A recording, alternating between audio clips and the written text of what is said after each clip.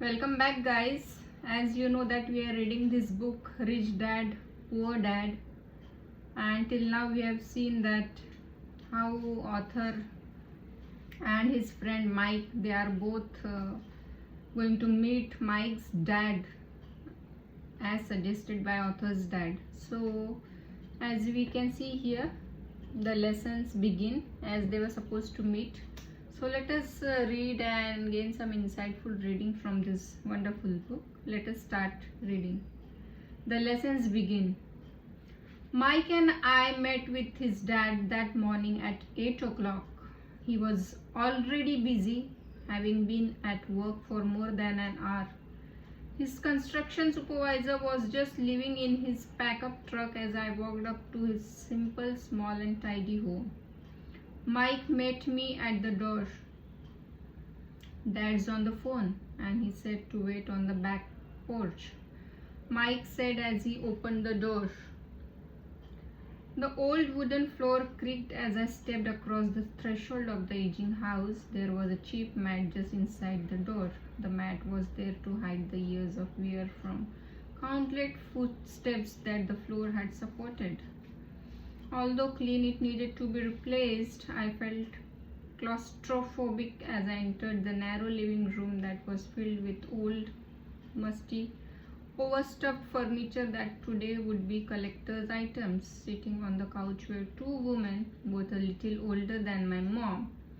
Across from the woman sat a man in workman's clothes. He wore khaki slacks and a khaki shirt, neatly pressed but without starch, and polished work boots. He must about 10 years older than my dad.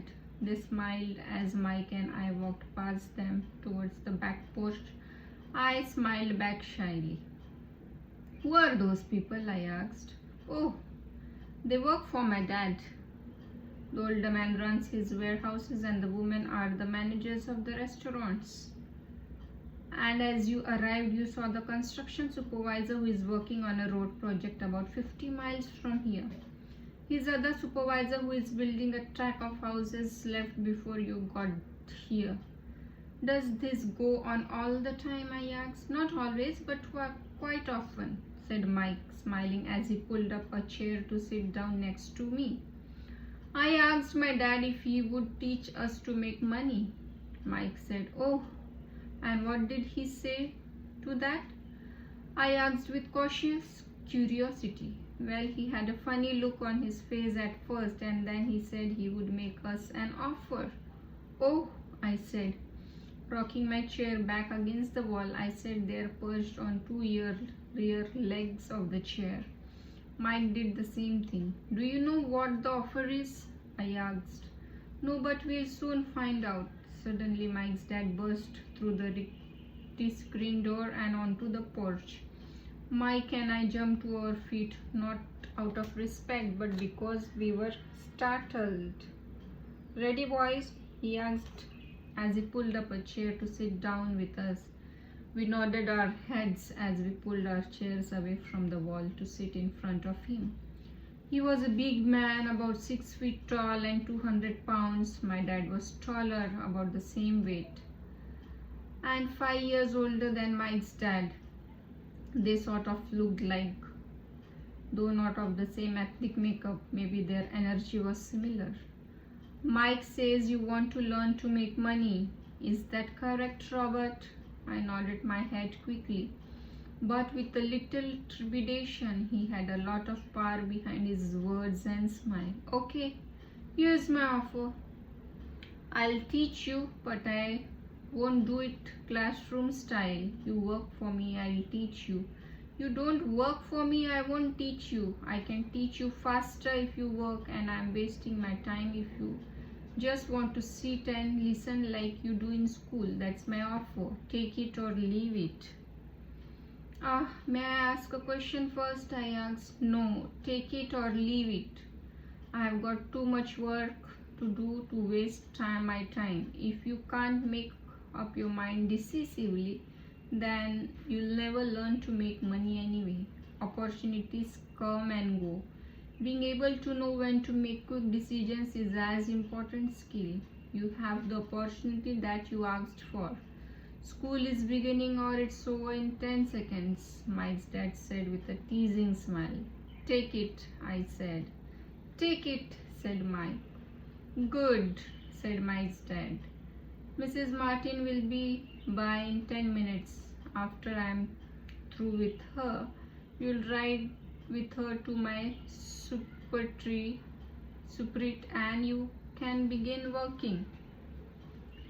I'll pay you 10 cents an hour and you'll work 3 hours every Saturday. But I have a softball game today, I said. Mike's dad lowered his voice to stern tone. Take it or leave it, he said. I'll take it, I replied, choosing to work and learn instead of playing. 30 cents later.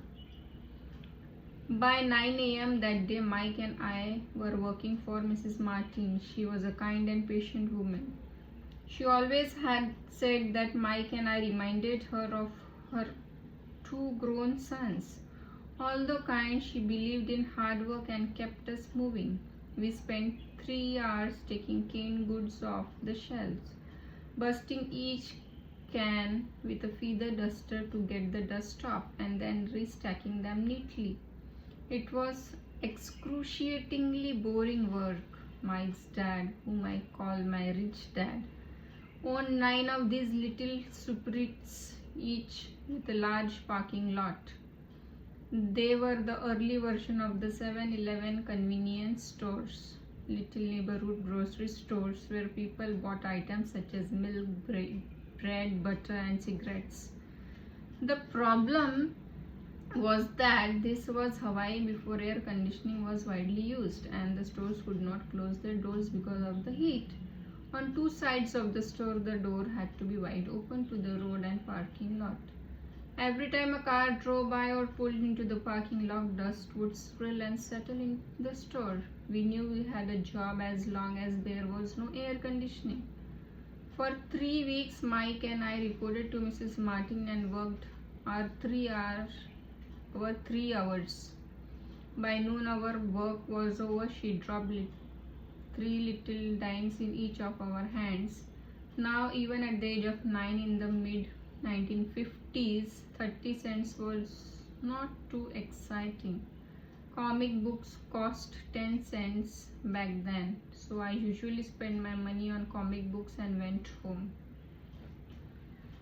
By Wednesday of the 4th week, I was ready to quit. I had agreed to work only because I wanted to learn to make money from Mike's dad, and now I was a slave for 10 cents an hour. On top of that, I had not seen Mike's dad since that first Saturday. I'm quitting, I told Mike at lunchtime. School was boring and now I did not even have my Saturdays to look forward to. But it was the 30 cents that really got to me. This time Mike smiles. What are you laughing at? I asked with anger and frustration. Dad said this would happen. He said to meet with him when you were ready to quit. What? I said indignantly.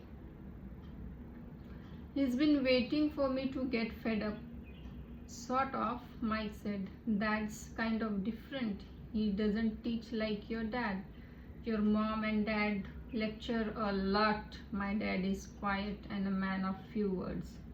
You just wait till this Saturday. I'll tell him you are ready. You mean I have been set up? No, not really, but maybe. Dad will explain on Saturday.